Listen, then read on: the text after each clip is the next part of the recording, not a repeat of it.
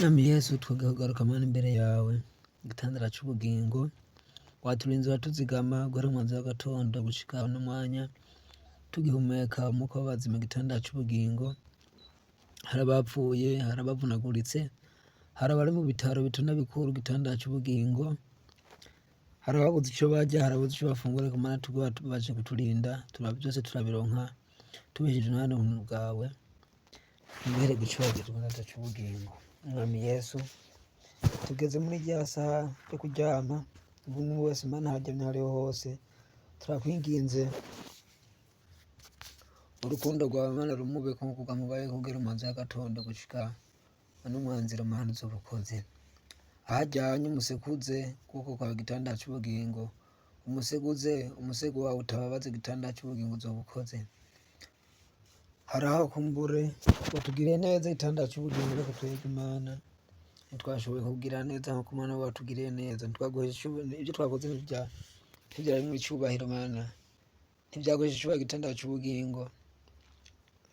Ntitwakoze kumbure vyari vyagusa. Turakwinginze Mana aho twagucumuyeko hose Mana ubandanye kutubabarira, ubandanye kutwoza amaraso yawe Mana igiciro kinininya atwoze ngera dutunganye igitandara c'ubugingo, wongere duhindure musha. Atwa twagucumuyeko turakwinginze Mana y'amaraso yamenetse umusaraba wa Karuvari atwoze ngera dutunganye igitandara c'ubugingo, tugire bashasha uzobukoze Mwami Yesu. Mwami Yesu turagushimiye ko tugize neza, turagushimiye Mana ko twogeje, turagushimiye ko Mana udutunganyije igitandara c'ubugingo tukongera kuba abana bawe igitandara c'ubugingo. Nibuhere gucubahiro Mwami Yesu. Mwami Yesu waturinze atuzigama, nibuhere gucubahiro igitandara c'ubugingo. Uragahezagirwa Mwami Yesu, niyo ari we Mana uhezagiga. Urakubahwa Mwami Yesu igitandara c'ubugingo, niyo ari we Mana wubahisha uzobukoze. Rero Mwami Yesu umwe wese agiye kuryama umusegurishe umusego wawe Mana utababaza igitandara c'ubugingo. Niwe Mana ubera icarimwe hose, atawundi muntu wese atawundi muntu Mana arebera ahandi hose icarimwe. Ariko Mana niwe wenyene igitandara c'ubugingo, niwe wenyene Mwami Yesu, niwe wenyene wo gutabara igitandara c'ubugingo. Rero Mwami turakweretse Mana ino joro niryo badayimoni batangura gukora mu igitandara c'ubugingo. Turakwinginze Mana umuriro wawe Mana baturire wongere batongore igitandara c'ubugingo, ndetse Mana tuze kuryama neza. Ubuntu bwawe nibubaze Mana buze kutubako buno ino joro uzobukoze. Ndetse Mana duhe kurota neza, uturindire imiryango yacu, uturinde abo tuvukana, uturindire inshuti n'abagenzi, turindire abavyeyi bacu igitandara c'ubugingo uzobukoze. Aho bari baje kubarinda, ubarinde amagisida, ubarinde abadayimoni igitandara c'ubugingo uzobukoze. Mwami Yesu uri Mwami Yesu ahari hose, ndetse Mana n'utarataha ubashe kumugirira neza kugira ngo Mana aze gushika amahoro. Umurinde amagisida Mwami Yesu, umurinde ibizimu vyo mw'ibarabara, umurinde abagenzi babi, umurinde abasi Mana igitandara c'ubugingo kuko abasi b'ijoro Mana ari babi.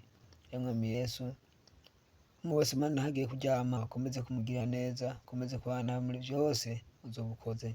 Ndetse Mana aho bukera ejo tukavyuka amahoro, tuzovyuke dushima izina ryawe n'ubuntu bwa gitandara c'ubugingo. Aho umwe wese azoba ari Mana igitandara c'ubugingo, uturindire abasi batagutugirira nabi, ubarinde ndetse Mana nabo nyene bagiriye neza.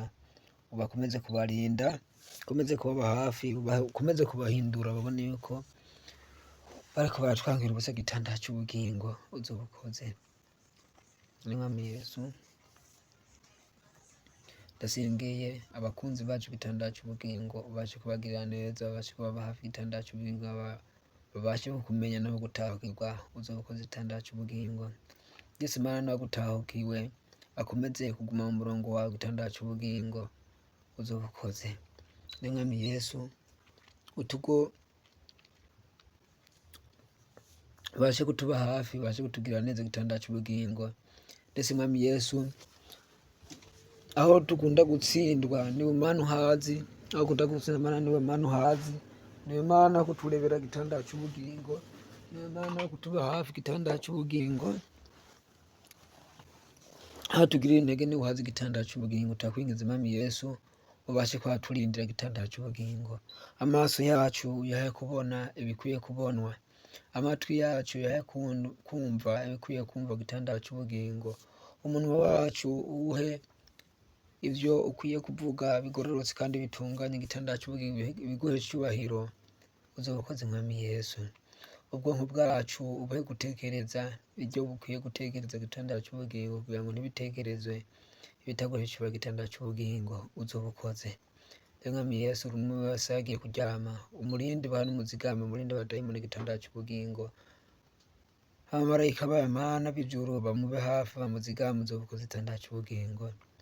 Ahaza kuvyuka nawe Mana uze kumwibutsa agashima izina ryawe, kuko Mana mugiriye neza muri rino joro, uzoba ukoze. Nanjye rero mwami Yesu ngiye kuryama, ukomeze kubana nanje, ukomeze kundinda. Mfise abavyeyi, mfise abatonyi banje bari ku mashure, bamwe